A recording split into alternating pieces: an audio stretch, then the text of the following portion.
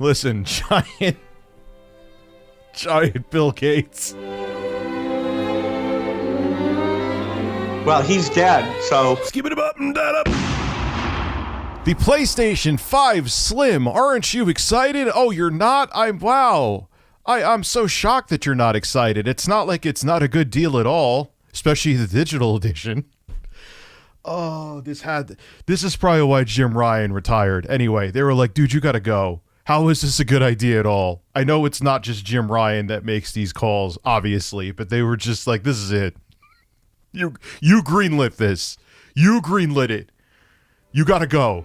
Listen, go with your golden parachute and your golden flock of seagulls hair and just leave now. Well, anyway, we have pictures of how much smaller the PS5 Slim is.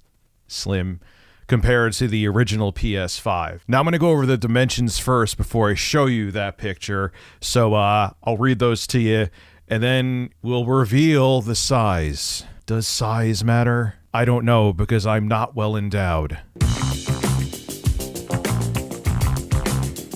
Tickled. Sony says the new PlayStation 5 has been reduced in volume by more than 30% and weight by 18%. I didn't mean to do that. And weight by 18% and 24% compared to previous models. The original PS5 was 390 millimeters by 260 millimeters by 104 millimeters, 15.4 inches by 10.2 inches by 4.1 inches.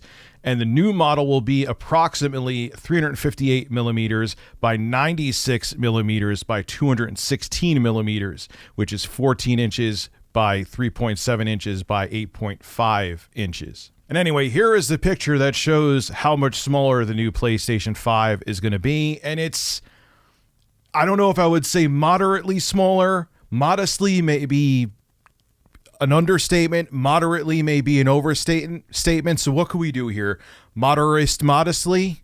But anyway, take a look. It is smaller. It is a smaller console than the original PlayStation 5.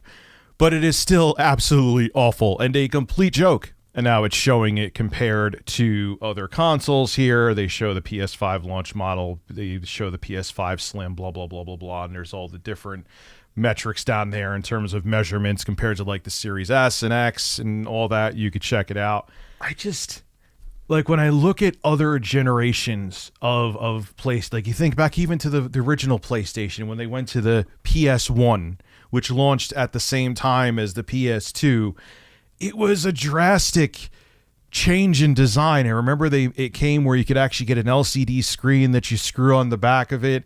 So I remember a woman that I work with used to call it the P-Zone.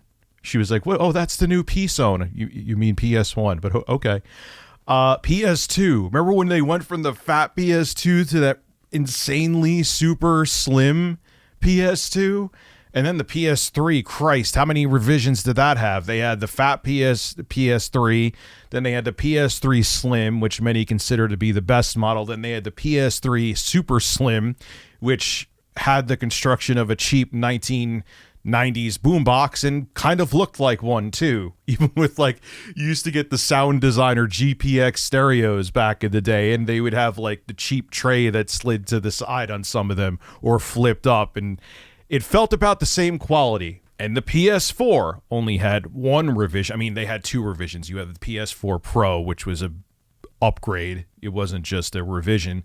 Then you had the PS4 Slim, which was noticeably smaller and it was a different design than the original PlayStation 4. It felt like it was necessary to make the revision, and it was a noticeable, significantly noticeable revision. That has been the history with the PlayStation consoles, and it's not just PlayStation. Look at the Switch. There is the Switch OLED. There's the Switch Lite. Look at Microsoft with their revisions, the 360. Well, the first 360 was a ticking time bomb for everybody. But then they had the 360S. Then they had the 360E, which kind of looked like the original Xbox One. And then on top of it, you add everything else in.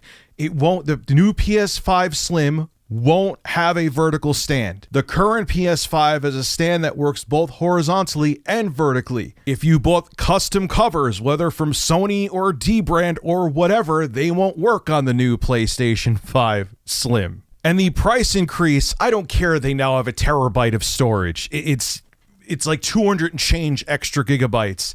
Does not justify the price increase of the digital edition. The $100 difference made it fairly appealing to people with the current launch PS5 digital edition. Now with it being about $50 cheaper, it makes no sense to get. Because if you want to buy the disc drive later on, which you can, it costs about $80, so you'll spend more money if you get the digital edition and then decide to get the disc drive. Like, even if you never buy a physical copy of games, it's still, like, why would you not spend the extra $50 just in case? Maybe you want to use it as an Ultra HD Blu-ray player. Sony, did you think any of this through? Look, usually I don't make that big of a deal about a console revision. There really usually isn't a reason to. But this one is so bad that that's why it's a big deal.